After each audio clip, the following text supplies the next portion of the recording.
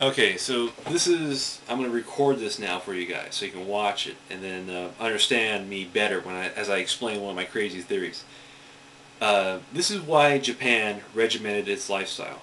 Okay, or like why we see the Japanese as this caste society, right? So you got the emperor, you got the shogun, and then you got all these little lords, these little daimyo. And then you got the samurai underneath, right? And then you got the peasants. So it's like, what's the hierarchy? There's the emperor, who is the god. That's the way he treats himself. He says he's God, and he's like, well, I need a standing army to defend this country, because he's like, I can control all these islands, of Japan, which is like, because a little group of islands right off of Korea, and, I don't want people to fuck with me. I don't want people, taking over my land. So he sets it up so that, like, all right, I'm going to have just a perpetual army ready for me, a standing army ready to go. And that's going to be these samurai. And then he says, and I'm also going to need a capable commander for that army. Because you can have good troops, but you also need a good leader. So, well, who am I going to have to be this? How am I going to organize this?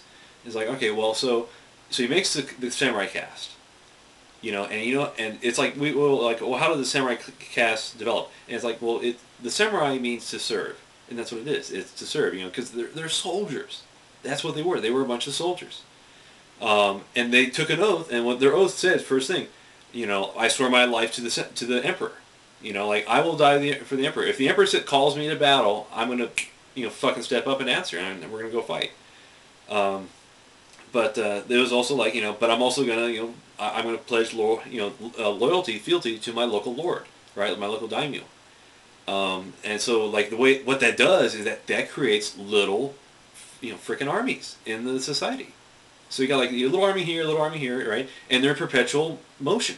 These are armies, man. These are like, fucking commanders and soldiers all fighting together, all doing their thing, and just that's how they train. And that's what, like the modern army, right? The modern U.S. Army, it's like a society. Just think of it. It's just like that too.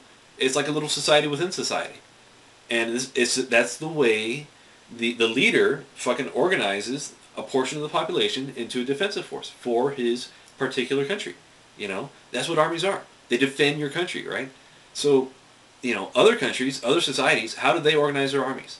Like, the Muslim, Egyptians, they had, Muslim slaves who were like, but they were a slave caste / warrior caste, and that was like a Saharan, not Saharans, but you know what I'm talking about. So like it's those guys, and they're dealing with.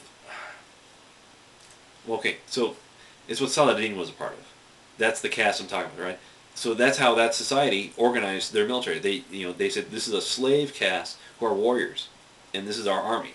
That's how that's how we accepted. And the reason why they were slaves is because they would have to fight to free, or like if the Muslim world ever needed an army, it can't have it. And the reason why it can't have it is because according to Islam, if you live in a society according to Islam, there is no army. It is totally a nation of peace, right? And that's what Islam is. It's all a nation of peace, right?